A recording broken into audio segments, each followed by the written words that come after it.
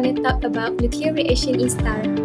Now, let's meet my team. We have Aziz, Patricia, Alia, Karonisa, and Najwa. I'm Alia. What is star? Star is like a giant ball because of heated gas. They are composed of hydrogen with trace amount of helium and other elements that are bounded together by gravity. Every star has their unique life cycle that are lasting from a few millions to billions of years. They have their own characteristics. So they use nuclear reaction to generate heat and light, like Milky Way galaxy and the Sun. Next, process of fusion in nuclear reaction.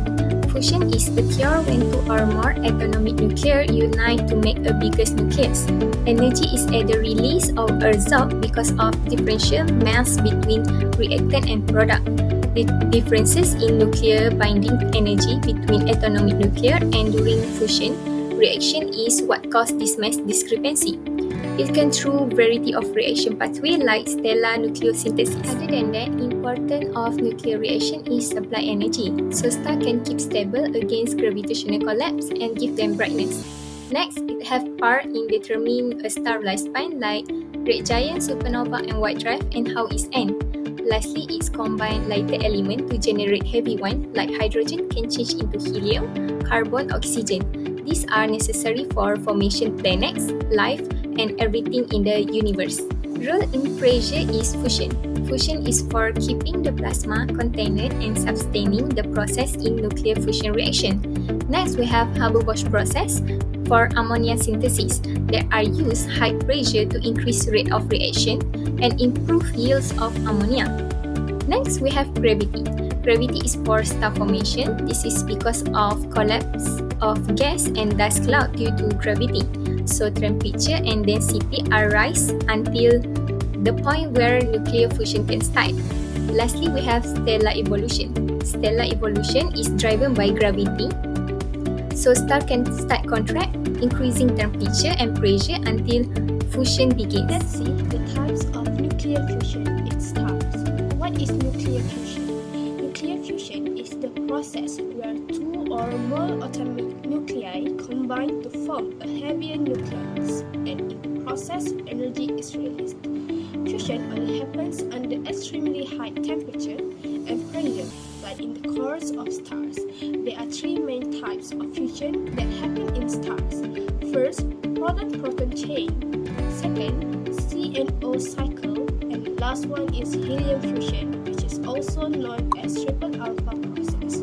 These fusion reactions are the reason stars shine and live for millions or even the first process is the proton-proton chain. This is the main energy source in stars like our Sun, which are low-mass stars. It happens during the star's main sequence phase. The process starts when two hydrogen nuclei or protons combine to form deuterium, an isotope of hydrogen. Then the deuterium fuses with another proton to form helium-3. Finally, two helium-3 nuclei fuse to form helium-4 and two protons are released. So, for every 4 protons, one helium nucleus is created and a lot of energy is released in the form of light and heat. This process is exactly what powers the Sun. The second process is the CNO cycle, which happens in larger, hotter, and more massive stars than the Sun. Just like the proton-proton change, it also converts hydrogen into helium, but it uses carbon, nitrogen, and oxygen as catalysts. That means these elements help the process but are not used up. The CNO cycle is much more sensitive to temperature and becomes dominant when the star's core is hotter than about 50 million Kelvin. While the product is still helium, the process is different and faster. The last process is helium fusion, also called the triple alpha process. This happens later in a star's life when it runs out of hydrogen fuel in the core. In this process, 3 helium nuclei fuse together to form one carbon atom. At this stage, usually in large stars or red giants, the temperature rises to over 100 million Kelvin, which is hot enough to fuse helium. Now, let's discuss about how fusion changes the star age. The first one, we have main sequence stage, which is the fusion process in when hydrogen nuclei fuse to form helium in the core via proton-proton change and CNO cycle. How about the energy output? This process releases vast amounts of energy which balance gravitational collapse and makes the star stable. And how about the duration? The main sequence stage is the longest and most stable phase of a star's life. The second one, we have red giant or supergiant stage. What happened in this stage? After hydrogen in the core is exhausted, fusion shows and gravity causes the core to contract and heat up. And in this process, helium fusion begins. We change from helium, we will expand to carbon and oxygen. But in more massive stuff, this process continues from carbon, neon, oxygen, silicon, and to iron, and it only occurs if the star is massive and pressure has high core temperature. When the outer layer expands, output of roughly making the star a red giant from medium stars, the overall or mass of the resultant supergiants for particles is marginally less than the mass of initial hydrogen nuclei, which generates this energy. According to Einstein's equation, which is E equals to mc squared, which states that a small quantity of mass can release a huge quantity of energy. Because of the square of the speed of light, the difference in mass is transformed into energy. The iron core collapse under gravity. An explosion also happens in this process when a supernova occurs, releasing enormous energy and scattering heavy elements into the space. And for the end of the result, the neutron star or the black hole will occur depending on the remaining core mass at the space.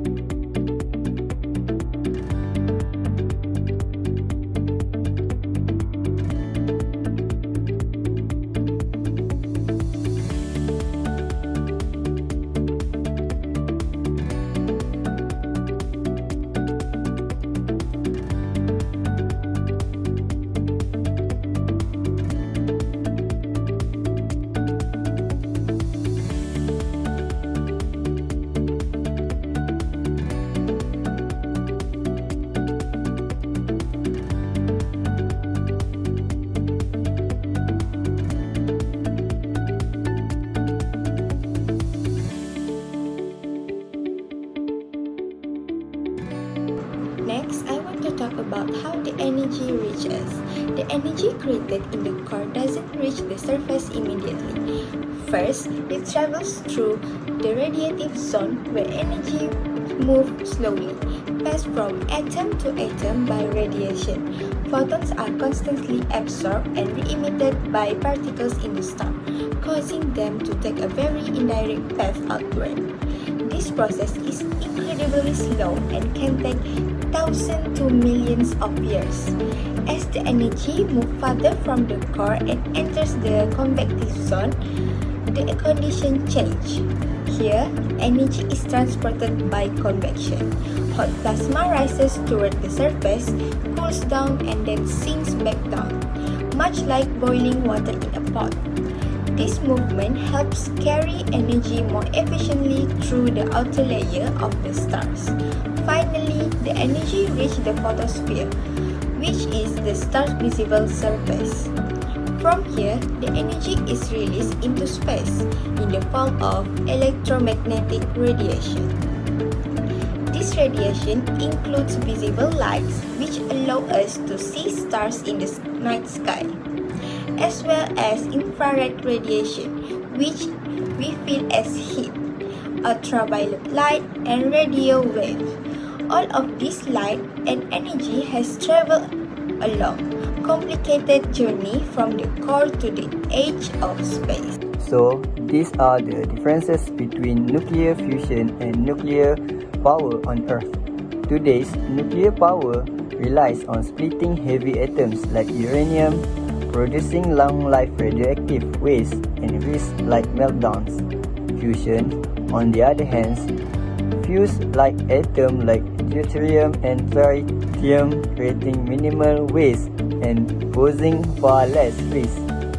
While nuclear power is commercially available now, fusion is still experimental but holds exciting potential for future.